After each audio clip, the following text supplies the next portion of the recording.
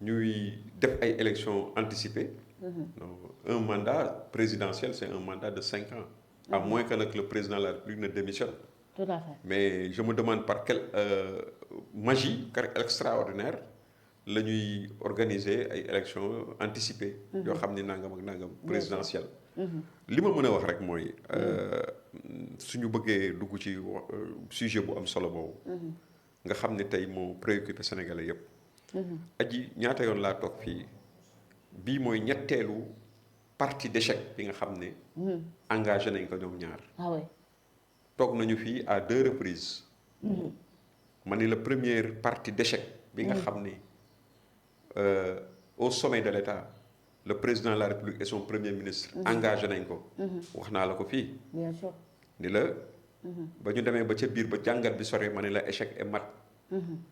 échec et mat mooy am na ndam fu mu féete. wala ndam la fu mu féete. ku ciy génn. la tête haute. ma jàpp ni mooy le président de la République. ci mbir mi ca jamono yooyu soo te rappelé. tout à fait. ñu demaat encore ñu engagé waat beneen parti bi bu njëkk ba mooy bi nga xamee ni rek rabat d'arrêt bi maanaam génn na. n'est-ce pas. ak laayebam boobu mu defoon ak yu demee noonu. beneen bi mooy bi ci topp mooy bi muy taxaw di accuser magistrat yeeg yu demee noonu. n'est-ce pas. mais bii nag nga xam ne moo jóge ci lii muy le 8 novembre bi. mooy manifestation 8 novembre bi. ak les menaces à peine voilées flagrantes yoo xam ni sax dafa leer dafa fës. yu nga xam ne premier ministre bi def na ko. te it ñu waxoon fii soo fàttali ko. que ni meeting bii nga xam ne moom la premier ministre di organiser. defu ko pour opposition. bien sûr. mais mi ngi ko def ngir. def benn xeetu menace. benn xeetu chantage. il faut pas avoir peur de le dire. sur l'autorité. parce que tamit am na lu nga xam ni feeñ na ci meeting bi ci kàddoom. ay mbir yu nga xam ni il y tenait. même su fekkoon ci biir meeting bi sax feeñul trop parce que dafa wax rek sànni. mooy par exemple Aïda Mbodj parce que ñun ñëpp xamuñu woon nu mu demee Aïda Mbodj reste. mooy nekk ki nga xam ne mooy jiite coalition bi. dégg nañu sax ci weewu nag ñu ni am na benn daam buñ ko bëgg jox. boobu ñun xamuñu ban daam la. mais automatiquement xel yi nit xel du jëriñ lu dul xalaat. bien sûr. suñu xel yi lim ñu jox rek mooy benn daam lañ fa gis. boo xam ni bokkul woon ci ñoom te joxe na ci ay tegtal. yu ñu may ni madame Touré la. bien sûr. donc bi ñu demee nag ba ci le juste après. sans compter nag menaces yi nga xam ne def na ko magistrat yi ak la justice et tout et tout. on a compris que li ñu doon xalaat ci seen diggante ñoom ñaar moo am maanaam am na bras de fer bu ñu engagé. kii bëgg na lii kii aussi taxaw na ci position bu mel nii. bi ñu demee nag ba ca le 12. nga xam ni ñëpp a ngi doon xaar ran mooy doon réaction wu kilifa gi nga xam ne moo jiite réew mi mooy njiitu réew mi muy Bassirou Diomaye président Bassirou Diomaye Faye. ñu gis ni am na benn këyit bu génn bataaxal bu génn. boo xam ne xaatim nañ ko mu jóge tukkee ci coalition Diomaye président. mu dal di la nga xam ni moom la ko Ousmane Sonko waxoon ni du am mu ni dina am. maanaam Aïda Mbodj dana fi jóge. te it ki koy remplacer mooy Mimi Touré. bien sûr. loolu wax nañ fi fii la dernière fois. ah ouais. donc du ma ci sore. donc loolu mu njàmbaasaale ka encore ak téye ki nga xam ni président Pastef bi muy def meeting am. jàpp na ni ci seen biir la nekk ci gouvernement bi. mais koo xam ni la xalaatees ta loxoom taq na. ndax am na lu ñu nga xam ne ñu ngi koy ruumandaat ci suuf. ndax moo ko defam defu ko moo tax ñu toxal ko ci ministère bi mu nekkoon. te kooku it ñu gisoon ni amoon na xaar ma yàlla ak moom. ndax taxaw na def benn déclaration bu nga xam ni waa parteem ñëpp dañu taxaw 72 heures que daanaka. wax ko yekk ko lu mel ni xeme. muy Abdourahmane Diouf. tout à fait. alors sur la base de tout ça on a vu le président de la République génne benn loolu ma la wax léegi xaatim boobu daal di wane ni effectivement. moom depuis le 10 septembre déjà jëloon na décision que ni Aïda Mbodj Mimi Touré moo koy remplacer comme coordinatrice de sa coalition. loolu leeral ni am na lu ñu sàccoon ci film bi. ca le 8. parce que xam nga il était question rek simplement de nous dire avec beaucoup d'honnêteté que ni lii am na. lii laa ci xalaat ak lii laa ci xalaat. mais mu mel ni comme dara amul woon. mais loolu dafa mureeku. dafa flagrant. alors la ca topp. mooy ci troisième partie d'échec bi mooy la lettre réponse ou sinon le communiqué réponse de Pastef. du bureau politique de Pastef. muy benn xeetu xaatim boo xam ni dafa dal di tontu njiitu réew mi. wan ko nanguwu ko sax jox prérogative am nanguwu ko jox sax maanaam ndombu tànk bi nga xam ne yàlla moo ko jox muy président de la république. étiquette loolu nga xam ne moom lañ ko tappal. ku ko nekk ci xorma saa yu koy tudd di ko booleeg moom turam président nangam. sax nanguwuñu ko ñoom. nga xam ne ñoo bokk moom benn majorité. nanguwuñu ko jox boobu prérogative président waaye ña ngi ko wooyee ci lettre bi su ma juumulee monsieur Bassirou Faye. donc monsieur Diomaye Faye. voilà Bassirou Diomaye Faye. voilà donc loolu mu doon nag lu nga xam ni bañ ko gisee rek ku jàng lettre bi boo yemee ci loolu rek la lay njëkk a attiré mooy monsieur Bassirou Diomaye Faye. waaye nga di waaw ñii kañ la ñu dof monsieur Bassirou Diomaye Faye kañ la am. fi nekk kat li fi nekk monsieur Bassirou Diomaye Faye amatul le président Bassirou Diomaye Faye moo am. donc loolu lu nga xam ni automatiquement boo yegsee ci loolu rek xam nga ni mbir ma fa muy sóoratoo du doon jàmm. et bi ñu demee tamit ci jàngatu lettre bi gis nañ ni sóoratu bi effectivement tamit wax nañ ko wan nañ ko ni ko yow mbir mi doo ci dara. amuloo benn sañ-sañ di tànn naan diw laa tànn wala diw laa tànn. yow sikkim nga rek gestu moo la yóbbaale. noonu loolu la ñuy wax ci lettre bi. ni que sikkim nga gestu moo la yóbbaale. toogal sa toogaay tranquille waaye amoo benn sañ-sañu. di ñu tànnal kan mooy jiite lii wala kan mooy jiite lale. waaw parce que déjà am na lu nga xam ni feeñoon na ci maanaam meeting ba. ndax ba nga xamee ni ki nga xam ne moo jiite Pastef taxaw na ni suma parti mooy parti majoritaire. bu nekk foofu. donc moom. loolu bu fekkee ni loolu toftalu na ci. day wane ni effectivement ñoom posture bu ñu nekk.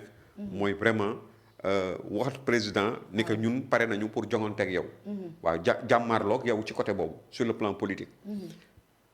affaire yi nag noonu la démarré. on a vu que bañ ko defee ñoom aussi teewul dès le lendemain on a vu que ni avant loolu sax premier ministre bi jël na. de manière personnelle jël na sur lui. amul benn lu ko firnde ni day jël congé te amul benn signature président de la république boo xam ni. sénégalais yi gis nañ ko. wane ni président de la république moo ko autorisé. mu dem jël congé. n'est-ce pas. congé boobu gis nga la ca mujj dañu ne woon day dem ba le 21 mujj gi mu écourté ko. parce que li tax.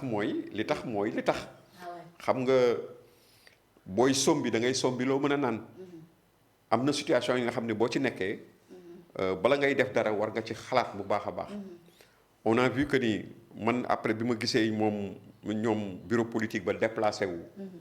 dem seeti président waxtaan ak moom déjà li ñuy njëkk ñaawlu mooy le fait qu'un parti politique bu nga xam ne président bi il est issu de ce parti politique. muy dem di réunion foofu au niveau du palais de la République du Sénégal. loolu moom vraiment dañ koy ñaawlu au plus haut point. te it jàpp nañ ni président Diomaye aussi. Quoi qu'on puisse dire avec tout le respect qu'on lui doit il est un peu comptable de cette situation. parce que li am yépp nuyoo woon na au début bu fekkoon daf ko teel a freiné. situation bi ñu nekk ni du egsi fii. parce que xëy na moom lañ koy mën a wax à sa décharge mooy doon na jéem a jox ay garantie. ki nga xam ne mooy Ousmane Sonko pour wan ko ni ko maanaam yaatal ko. et tout parce que tamit yaatal na ko vraiment. wan ko ni ko oli waxuma sax ñun ni da ngay lorñe sama fauteuil mais xool ko ne ko jàkk yu demee noonu yooyu yëpp dafa retourné wu contre moom. parce que tamit Ousmane Sonko dafa nekk koo xam ni moom aussi jàpp na ni comme moo jiite woon langue bi moo ko jiite. ñooñu ñëpp ci ginnaawam la ñu nekkoon. donte sax ñoom ñoo sos parti bi jox ko mais moom jàpp na ni fi mu nekk nii c'est l'homme fort. même su fekkee ni mënul nekk président am kenn koo xam ni ànd na ak moom ba mu tikkee maanaam pas tikkee mais ànd na ak moom ni moom la àndal. ba kooku gagné élection bi lépp lu kooku di def.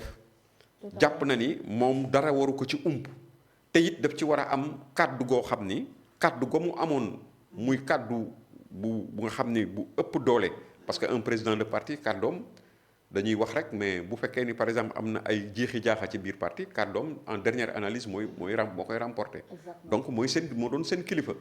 Donc moom jaawale na réalité bi am ci parti politique ak réalité bi am ci état. Bien sûr. Parce que état aussi du parti politique.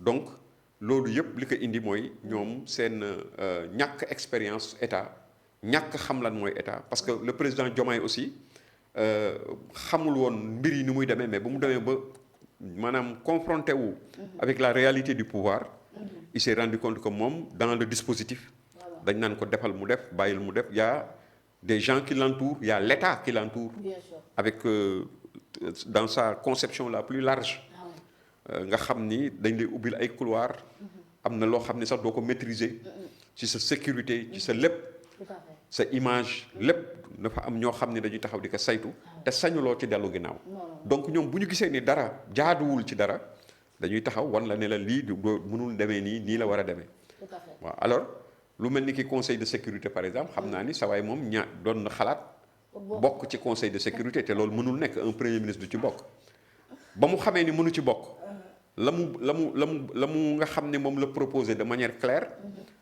mooy président bi dafa war a dellu si ci biir parti bi nga xam ni lépp lu ñuy décider bala ñu koy décider au niveau de l'État dana ci waxtaan ak ñun ñu jox ko ci suñu xalaat ba pare mu doog koy def donc moo indi le concept de parti État bien que sax ñoom xamuñu sax lan mooy parti État dañ ko tuddee parti État mais loolu du parti État parce que parti État dëkk bu mu am benn parti politique lay doon du doon ñaar du doon ñett ñëpp la ñuy amatul du am démocratie mais un pays démocratique comme le Sénégal boo fi bëggee taxawal un parti État yaakaar naa ni loolu aussi li may tàmm di wooyee insécurité linguistique loolu moo leen dal ba tey maanaam di jox wax kàddu goo xam ni wute na ak sens bi nga xam ne moom la war a remplir donc léegi ci loolu la ñu toll boobaak léegi nag gis nga ni dëkk bi ni mu mel lépp nga ni tekk kenn liggéeyul kenn deful dara am na benn simulacre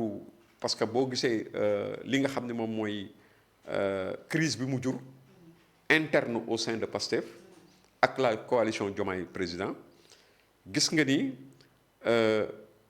texte bi ñu génne communiqué bu ñu mujjaat génne pour rendre compte seen militants yi man bokk naa ci njëkk bind ni mais communiqué bi moom communiqué lan la parce que ku doon soow li ñu doon wax yépp moo tax man la kuy sombi da ngay sombiloo mën a naan ka nga xam ne ña nga ko doon wooyee Diomaye monsieur Diomaye Bassirou Diomaye tey ña nga commencé naan le frère président de la République son excellence Bassirou Diomaye Faye Jaxaar Faye yokku nañ ci sax Jaxaar ji waaw daal di wane ni dañoo maanaam waxante jàmm ak salaam nangam ak nangam ambiance bon enfant nangam ak nangam ak nangam te ñoom seen revendication lan la woon dañu ni woon Aïda Mbodj du dem est-ce que Aïda Mbodj demul dem na bokkatul nekkatul maanaam coordonnatrice Mimi Touré dañ ni woon du ko jiite Mimi Touré moo ko jiite dañ ni woon Abdourahmane nangam ak nangam ak nangam ak nangam Abdourahmane a ngi conseil des ministres janook premier ministre ba tey donc ñoom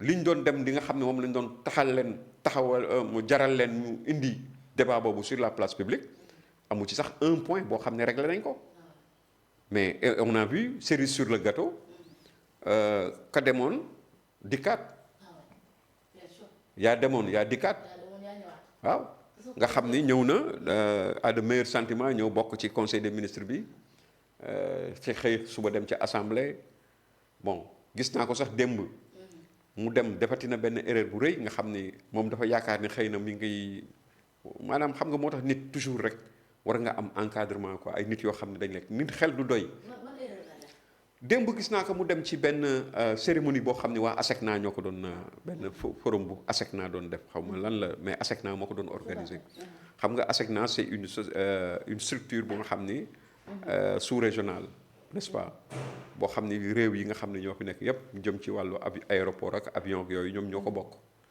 alors mu dem ca mu ni mu jël kàddu ba mu jëlee kàddu dafa ni maa ngi ñëw nangu naa dama nangu ñëw je me suis fait sorte de violence ñëw ci seen daje bi tout à fait. ndax li tax ma ñëw ci seen daje bi sax ministre bi moo insisté pour ma ñëw te li tax ma nangu ko mooy dama xam rek ni mbir moo xam ni la dafa ma ngay wane maanaam sa fibre panafricaine quoi dama xam ni dafa regrouper ay pays africains te man loolu laa gëm moo tax ma dem ci moo tax ma nangoo ñëw ci loolu mais un premier ministre bu nga xam ne yaa ngi jóge ci noppalu noppalu ay jours yooyu jox sa bopp nga xam ne une activité régalienne nga xam ne yow en tant que premier ministre yaa war a taxaw doo xam ne c'est un truc sous-régional ngay ñëw di taxaw naan c'est parce que ministre bi dafa insister moo tax ma ñëw te parce que li tax loolu sax ma ñëw sax dëgg-dëgg mooy que affaire bi c'est xam nga loolu c'est très grave li nga xam ne nag aji su may daaneel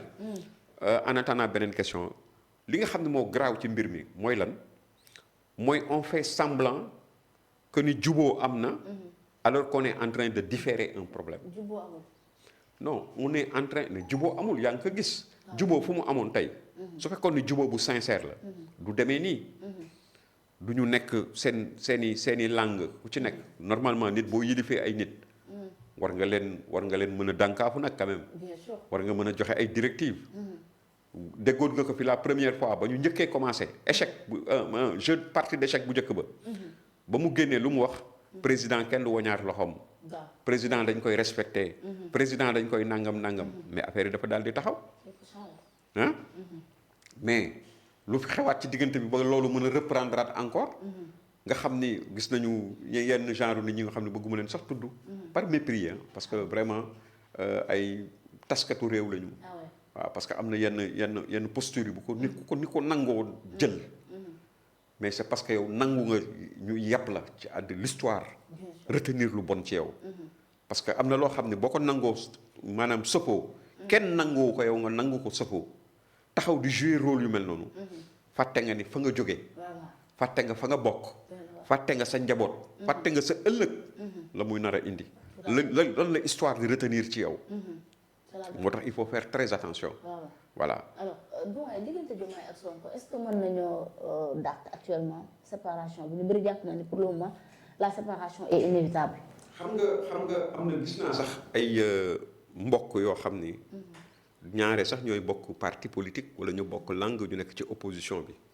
ñoo xam ni tu as l'impression que Pastef daf leen marqué ba nga xam ni en termes de manipulation et en termes de propos yoo xam ni comment dirais-je de contre-vérité pour être poli de contre-vérité et de manipulation yu ñu leen yàgg def ba dañu yaakaar ni sax affaire bi film la pour ñoom ça me fait doucement rigoler pour ñoom ils sont en train aujourd'hui de mettre tous les atouts de leur côté pour essayer am une ascendance sur l'opposition pour que population yi nangam ak nangam ñi ngi Diomaye président ngi wut fii Pastef a ngi wut fële après dañuy dajale loolu c'est surréaliste loolu ku xool xam ni fii il y a une crise réelle une crise de pouvoir des contradictions de pouvoir yoo xam ni sérieuse du caaxaan peut-être que ñoom kenn xalaatul woon ni danañu egsi fii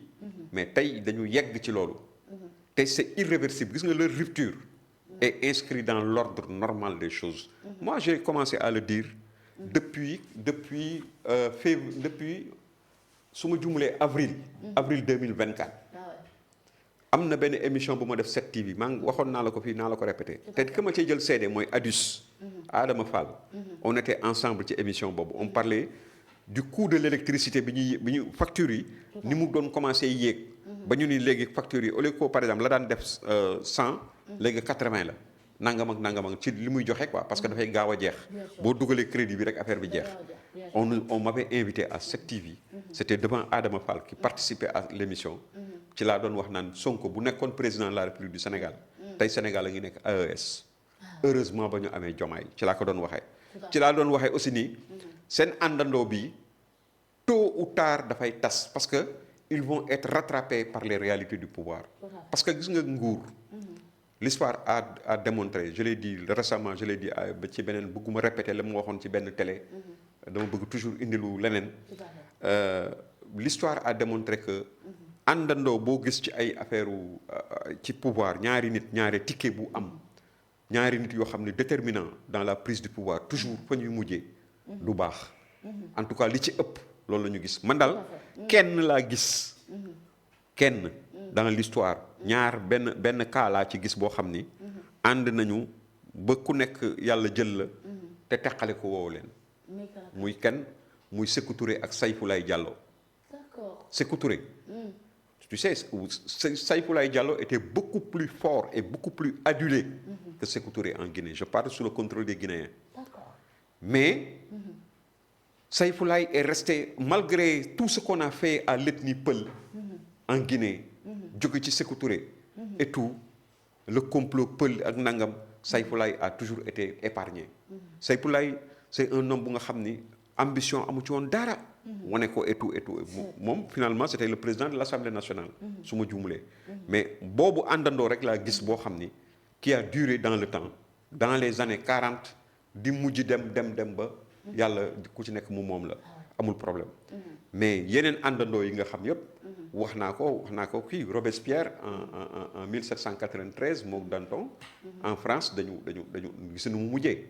xam nga foo dem depuis l'Antiquité au niveau de boo demee ci en Grèce noonu la demee Périclès bi démocratie di doog a juddu noonu la mujjee ay rivalité de pouvoir boo demee Rome boo jëlee ku mel ni César ak Pompée c'est des gens yoo xam ni ay xarit la ñu woon mais dañu dem ba di rayante n'est-ce pas indi guerre civile n'est-ce pas fépp foo dem loolu ngay mës a gis Thomas Sankara gis nga ko ak Compaoré Mamadou Dia Senghor dama lay wax ne la moo tax nit ñi bu ñuy wax naan bañ doon wax naan Diomaye mooy diw mooy nangam man leen loolu amul xëy na tey slogan de campagne la ñoom ñaar ñoo ànd kii mënul dem kii mën na dem ñu génne wax boobu mu nekk wax boo xam ni peut-être def nañ ko benn wax boo xam ni vraiment dem na ba siiw mais dans la réalité de l'exercice du pouvoir ça va être tout autre.